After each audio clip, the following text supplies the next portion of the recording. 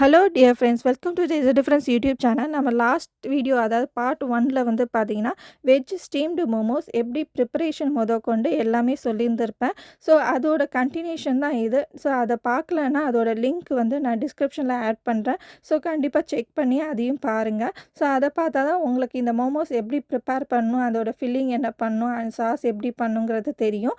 So இப்போ இந்த part 2ல நான் என்ன காமிச்சிருக்கேன்னு பார்த்தீங்கன்னா, இந்த மோமோஸ் மோல்டு வச்சு நான் வந்து பார்த்தீங்கன்னா மோமோஸ் வந்து ஆல்ரெடி ஷேப் பண்ணி வச்சுருக்கேங்க.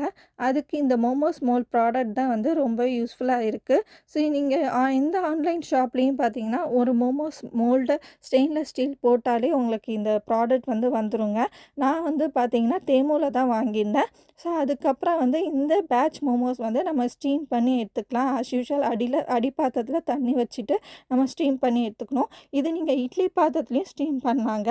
ஸோ கிட்டத்தட்ட 10 மினிட்ஸ் ஆனால் போதும், நம்மளுக்கு வந்து சூப்பராக மோமோஸ் வந்து ஸ்டீம்டு மோமோஸ் இதுவும் ரெடி ஆகிடும். பட் ஃப்ரைடு மோமோஸ் எப்போதும் டேரெக்டாக நீங்கள் ஃப்ரை பண்ணக்கூடாது. இது மாதிரி ஸ்டீம் பண்ணிட்டு தான் நீங்கள் வந்து ஃப்ரை பண்ணி எடுக்கணும்.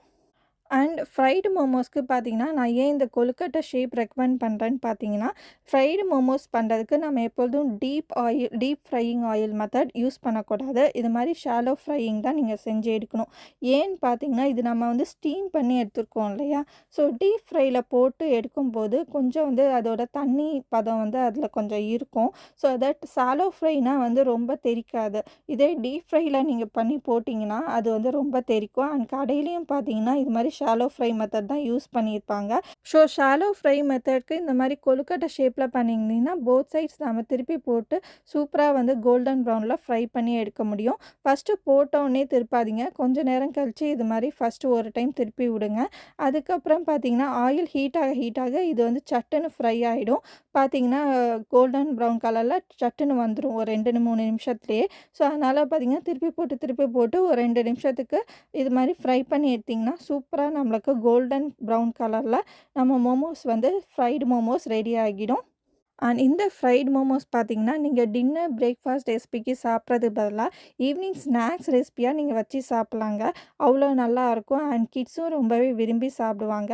நீங்கள் அவங்களுக்கு ஏற்ற மாதிரி சாஸில் காரம் மட்டும் அட்ஜஸ்ட் பண்ணி நீங்கள் போட்டுக்கோங்க. அவ்வளோதாங்க. இப்போ ஒரு பேட்ச் நான் ஃப்ரை பண்ணி எடுத்துட்டேன். இன்னொரு பேட்சும் நான் ஃப்ரை பண்ணிவிட்டு உங்களுக்கு காமிக்கிறேன் பாருங்கள். இப்போ மோமோஸ் வந்து டேஸ்டிங் செஷன் பார்த்துருவாங்க. சூப்பராக நம்ம வந்து ஃப்ரைட் மோமோஸ் வித் மோமோஸ் சட்னியும் ரெடி பண்ணி வச்சாச்சு. அண்ட் இந்த ஃப்ரைடு மோமோஸ் நம்ம ஏன் ஸ்டீம் பண்ணிவிட்டு ஃப்ரை பண்ணுறோன்னு பார்த்தீங்கன்னா, இது வந்து சைனீஸோட மெத்தடுங்க. அந்த மோமோஸ் பண்ணுறதுக்கான மெத்தட் இது. ஸோ இதே நீங்கள் டேரெக்டாக ஃப்ரை பண்ணிங்க மாவு அப்படியே மோமோஸ் பண்ணிவிட்டு டேரெக்டாக ஃப்ரை பண்ணுறீங்கன்னா, அது வந்து கண்டிப்பாக உங்களுக்கு சமோசா மாதிரி ஆகிடும். அதாவது சமோசாவோட டேஸ்ட் தான் வரும். ஸோ இது வந்து மோமோஸ் டேஸ்ட், அதாவது பாதி சாஃப்ட்டு அந்த பாதி கிறிஸ்பியாக வரணும்னா இது மாதிரி ஸ்டீம் பண்ணிட்டு தான் ஷாலோ ஃப்ரை பண்ணி எடுக்கணும். சூப்பர் டேஸ்டியாக அண்ட் கன்ச்சியாக சூப்பர் எம்மியாக இருந்தது. கண்டிப்பாக நீங்கள் ட்ரை பண்ணிட்டு எனக்கு கமெண்ட் பண்ணுங்கள். மறக்காமல் நம்ம சேனலை சப்ஸ்கிரைப் பண்ணிக்கோங்க அண்ட் லைக் பண்ணுங்கள் அண்ட் ஷேர் பண்ணுங்கள். அண்ட் உங்கள் கிட்ஸுக்கு செஞ்சு என்ஜாய் பண்ணுங்கள். தேங்க்யூ. Bye bye. இன்னொரு வீடியோவில் பார்க்கலாம்.